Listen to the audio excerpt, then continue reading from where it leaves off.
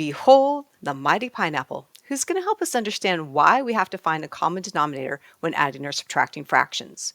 When we more deeply understand something, it helps us to retain that information and remember it more in the future. So, for example, if you have a bunch of problems where you're having to multiply fractions, dividing fractions, or add and subtract fractions, today's video is going to help you remember what to do.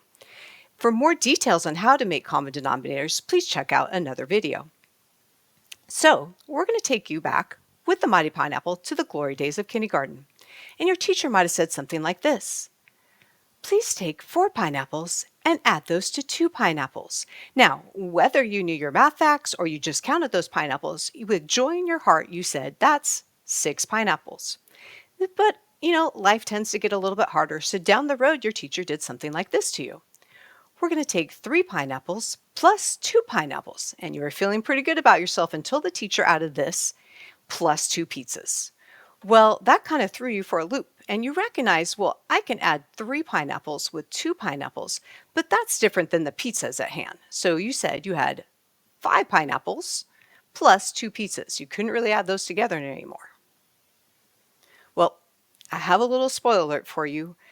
That mighty pineapple may not make it through the end of the video today alive. Let's not let that mighty pineapple sacrifice its life in vain.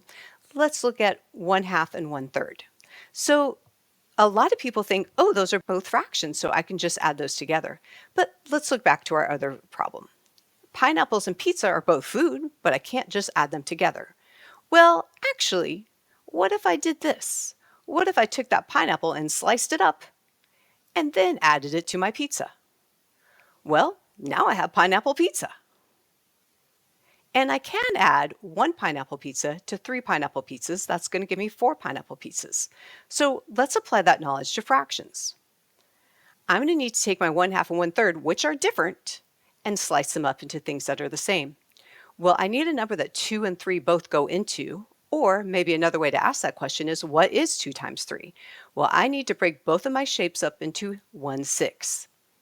So the 1/2 is going to become 3/6, and the 1/3 is going to become 2/6.